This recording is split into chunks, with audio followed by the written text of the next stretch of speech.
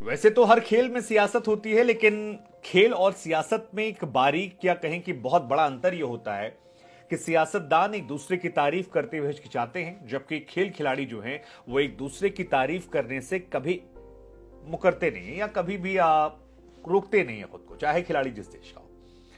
पाकिस्तान के कप्तान और दुनिया के नंबर 1 बल्लेबाज बाबर आजम ने जब 131 बॉल पर 151 की पारी खेली तो दुनिया उनकी तारीफें करने लगी, और इन तारीफों में 2 तारीफें आई जो बहुत स्पेशल थी।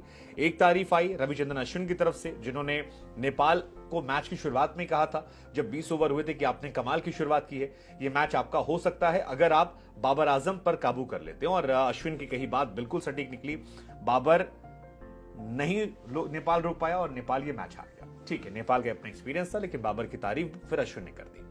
लेकिन दूसरी तारीफ जो है उससे बाबर आजम जो है एकदम गदगद हो गए हैं, और वो तारीफ आई है one of the greatest all time ODI या कहें इंटरनेशनल क्रिकेट में विराट कोहली साहब की। विराट कोहली ने बाबर आजम को लेकर जब स्टेटमेंट दिया तो बाबर आजम का रिएक्शन आया, कहा कि यार बहुत खुशी होती है। बाबर एक्चुअली ब्लश कर रहे थे, उन्होंने कहा यार बहुत खुशी होती है जब आपको इतने बड़े बड़े लेजेंड जिनसे आपने इतना कुछ सीखा है वो आपकी तारीफ में कसीदे पढ़ते हैं, और ये आपको इंस्पायर करता है और ज्यादा अच्छा करने के लिए, ये इंस्पायर करता है और ज्यादा अपने अंदर की काबिलियत को निखारने के लिए। और फिर इन दोनों की तरफ से वो चर्चा का जिक्र किया गया जब बाबर और विराट पहली बार मिले। हम आपको बता दें हाल फिलहाल में बाबर को लेकर विराट का एक और इंटरव्यू आया था, जिसमें विराट कोहली ने कहा था कि 2019 वर्ल्ड कप में पहली बार उनकी मुलाकात बाबर आजम से हुई थी।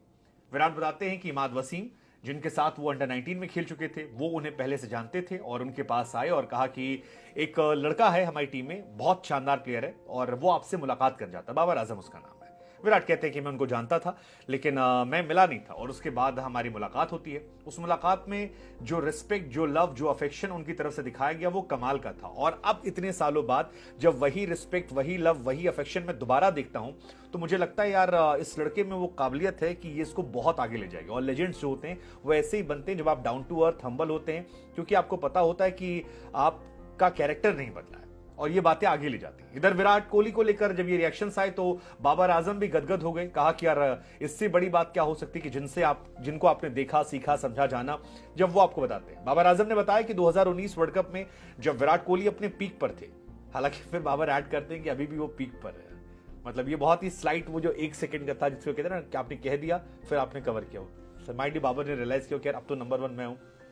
बट बाबर कहते हैं कि जब वो पीक पर थे, अभी भी पीक पर है, लेकिन तब मैं उनके पास गया था और बहुत कुछ सीखने गया था, और उन्होंने बड़े ही समय से मुझे दिया, सिखाया, बताया, और उन चीजों को जब मैंने अपने अंदर इंप्लीमेंट किया तो उसका नतीजा ये रहा कि मैं कमाल का बल्लेबाज बनकर निकला।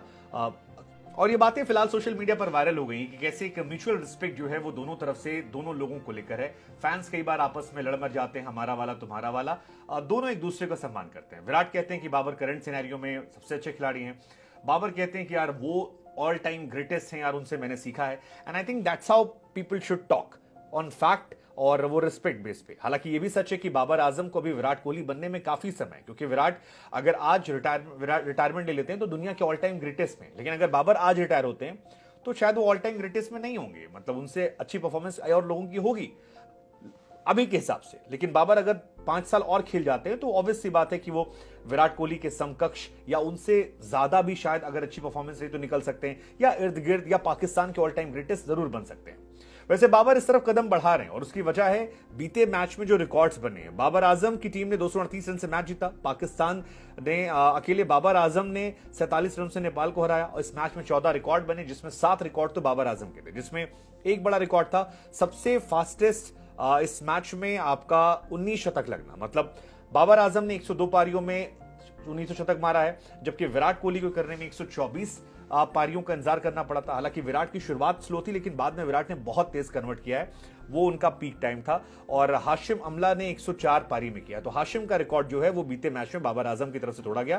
तो ये एक बड़ा रिकॉर्ड जो है ये बाबर आजम के नाम। कल अगला रिकॉर्ड जो था वो था एज ए कैप्टन सबसे बड़ा स्कोर बनाने का। अब तक एशिया कप में किसी भी कप्तान ने 150 रन नहीं बनाए थे, और बाबर आजम ने जब कल 150 रन बनाए तो एक कैप्टन के तौर पर उन्होंने इतिहास रचा। एशिया कप में खेलने वाली सभी टीमों में वो पहले कप्तान हैं जिन्होंने ऐसा कारनामा किया। हालांकि इसके पहले भी शतक लगे हैं और शतक भी उनके फेवरेट विराट कोहली ने मारा था। इससे पहले जो रिकॉर्ड था वो विराट कोहली के नाम था। 2014 में बांग्लादेश में विराट कोहली जब एज ए कैप्टन गए थे तो फिर उन्होंने 136 रन की शानदार पारी की थी बांग्लादेश के खिलाफ एशिया कप में, तो वो एक रिकॉर्ड था। उससे पहले ये रिकॉर्ड दादा के नाम था, उन्होंने भी बांग्लादेश के खिलाफ 135 रन की पारी खेली थी, तो ये भी अपने आप में एक बड़ा रिकॉर्ड बना। इसके अलावा एशिया कप में जितने भी आज तक के पाकिस्तान के बैट्समैन हैं उनमें सबसे बड़ा रिकॉर्ड जो है वो बाबर आजम के नाम रहा। बाबर आजम ने ये रिकॉर्ड बनाया 151 बनाकर। इससे पहले यूनिस खान के नाम ये रिकॉर्ड था। हांगकांग के खिलाफ उन्होंने 2004 में 144 रन की पारी खेली थी, उसका रिकॉर्ड जो है बाबर ने तोड़ दिया। एशिया कप में घरेलू मैदान पर सबसे बड़ा स्कोर जो है वही बाबर आजम का रहा। बाबर ने मुल्तान स्टेडियम में 151 बनाए और ये घरेलू मैदान पर सबसे बड़ा स्कोर है। बाबर ने श्रीलंका में अर्जुन राणातुंगा का रिकॉर्ड तोड़ा। 1997 में उन्होंने 131 रन बनाए थे, जो उस टाइम का हाईएस्ट था। इस टाइम इनका हाईएस्ट, उसके पहले दो हाईएस्ट जो थे दोनों श्रीलंका के थे।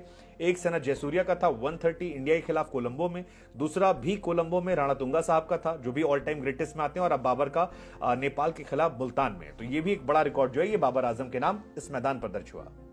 एक और रिकॉर्ड जो बाबर आजम के नाम दर्ज हुआ वो ये था कि as a captain Babar Azam उन खिलाड़ियों में हो गए हैं जिन्होंने 2 बार वनडे में 150 प्लस स्कोर किया। मतलब बहुत कम ऐसे प्लेयर हैं और 2 बार उनके नाम रहा है। ये रिकॉर्ड इससे पहले विराट कोहली के नाम था। 2 बार एज ए कैप्टन उन्होंने 150 प्लस वनडे में स्कोर बनाया है। सो विराट तो हर चीज में ऑल टाइम ग्रेटेस्ट में, बाबर आजम के नाम ये रिकॉर्ड हो चुका है। और उसके अलावा 2 और खिलाड़ी जिन्होंने ऐसा स्कोर काम किया है। एक है एंड्रू स्टॉस, वो भी वन ऑफ द ग्रेटेस्ट में आते हैं, इंग्लैंड के आते थे, शानदार प्लेयर थे। और दूसरा एरॉन फिंच जिन्होंने हाल फिलहाल में संन्यास लिया है, तो वो भी उनके नाम एक था।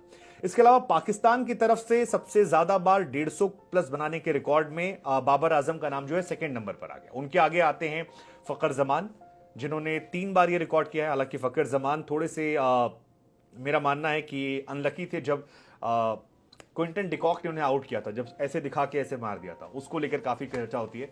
मुझे लग रहा था उस मैच में 200 डिजर्व करते थे, लेकिन क्विंटन डिकॉक ने बड़ी होशियारी से उसको लेकर भी अलग चर्चा हो जाए क्रिकेटिंग स्पिरिट को लेकर, लेकिन ठीक है।